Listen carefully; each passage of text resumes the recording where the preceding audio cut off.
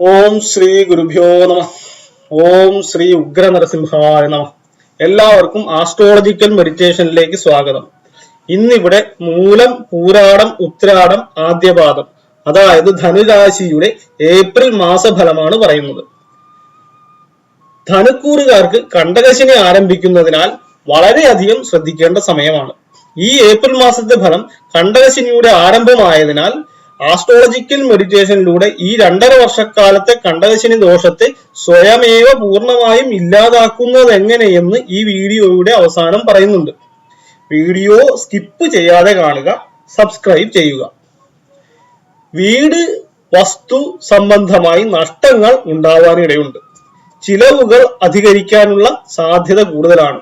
വിദ്യാർത്ഥികൾക്ക് പഠനത്തിലുള്ള അലസത, ജോലി ചെയ്യുന്നവർക്ക് അലച്ചിൽ, വിദേശവാസം, ജോലി ചെയ്യാനുള്ള വിമുഖത, ജോലി നഷ്ടപ്പെടൽ എന്നീ മോശം ഫലങ്ങൾ ഉണ്ടാകുമെങ്കിലും ഏപ്രിൽ മാസത്തിനു ശേഷം വ്യാഴത്തിന്റെ 7ാം ഭാവത്തിലേക്കുള്ള മാറ്റം കുറച്ചൊരാശ്വാസം നൽകുന്നതാണ്.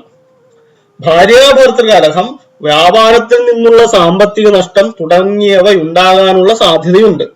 ശിവന് ജലധാര, പിറകുവിളക്ക്, ആഞ്ജനേയ സ്വാമിക്ക് വെറ്റിലമാല, ശാസ്താവിന് നീരാഞ്ജനം തുടങ്ങിയ വഴിപാടുകൾ ശനിയാഴ്ച തോറും നടത്തുന്നത് കുറച്ച് ആശ്വാസം പകരുന്നതാണ്. ആരോഗ്യ സംബന്ധമായി ഒന്ന് ശ്രദ്ധിക്കേണ്ടതാണ്. ഇനി കണ്ടകശനി ദോഷം എങ്ങനെ പൂർണ്ണമായും സ്വയമേവ ഇല്ലാതാക്കുന്നത് എങ്ങനെയെന്ന് വിശദീകരിക്കാം. ആസ്ട്രോളജിക്കൽ മെഡിറ്റേഷനിലൂടെ ആദ്യത്തെ 14 ദിവസം തുടർച്ചയായി അനുഷ്ഠിക്കേണ്ട ഒരു ധ്യാനമുറയാണിത്. എല്ലാ ദിവസവും ഒരു നാഴിക നേരം, അതായത് 20 മിനിറ്റ് സമയമെങ്കിലും എല്ലാ ധനുരാശിക്കാരും ഈ കണ്ടകശനി ദോഷം ഇല്ലാതാക്കുന്നതിനായുള്ള ഈ ധ്യാനമുറ അനുഷ്ഠിക്കേണ്ടതാണ്. കൂടുതൽ വിവരണങ്ങളില്ലാതെ ഇനി നമുക്ക് നേരിട്ട് ധ്യാനത്തിലേക്ക് കടക്കാം. ആദ്യമായി സുഖാസനസ്ഥനാവുക, അതായത് നടുവ് നിവർന്നിരിക്കുക. സാവധാനം കണ്ണടച്ചുകൊണ്ട് അനുലോമ വിലോമം എന്ന പ്രാണായാമം ചെയ്യാവുന്നതാണ്. ഈ പ്രാണായാമം ചെയ്യാൻ അറിയില്ലെങ്കിൽ ദീർഘമായി ശ്വാസനിശ്വാസം നടത്തിയാൽ മതി.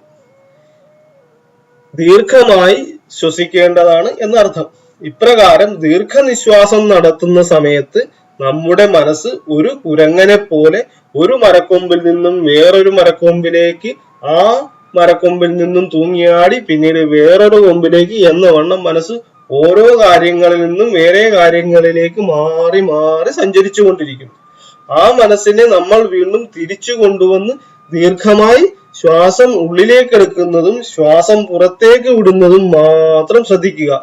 വീണ്ടും കുറച്ചു കഴിയുമ്പോൾ മനസ്സ് മറ്റുള്ള വിഷയങ്ങളിലേക്ക് പോയാലും വീണ്ടും മനസ്സിനെ തിരിച്ചു കൊണ്ടുവന്ന് ശ്വാസോച്ഛ്വാസത്തിൽ മാത്രം ശ്രദ്ധിക്കുക. ആദ്യത്തെ 2 ആഴ്ചകളിൽ എല്ലാ ദിവസവും തുടർച്ചയായി 20 മിനിറ്റ് നേരം ഈ ശ്വാസനിശ്വാസത്തിൽ മാത്രം ശ്രദ്ധ കേന്ദ്രീകരിക്കാൻ മനസ്സിനെ പഠിപ്പിക്കുക.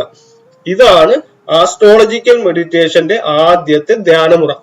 അടുത്ത വീഡിയോയിലൂടെ ഈ ആസ്ട്രോളജിക്കൽ മെഡിറ്റേഷന്റെ 2ാമത്തെ ധ്യാനമുറ പരിചയപ്പെടുത്തുന്നതാണ്. എല്ലാവർക്കും ഉഗ്ര നരസിംഹമൂർത്തിയുടെ അനുഗ്രഹം ഉണ്ടാവട്ടെ എന്ന് പ്രാർത്ഥിക്കുന്നു. ഓം ശ്രീ ഗുരുഭ്യോ നമ. ഓം ഉഗ്രം വീരം മഹാവിഷ്ണും ജ്വലന്തം സർവതോമുഖം നൃസിംഹം ഭീഷണം ഭദ്രം മൃത്യുമൃത്യും നമാമ്യഹം.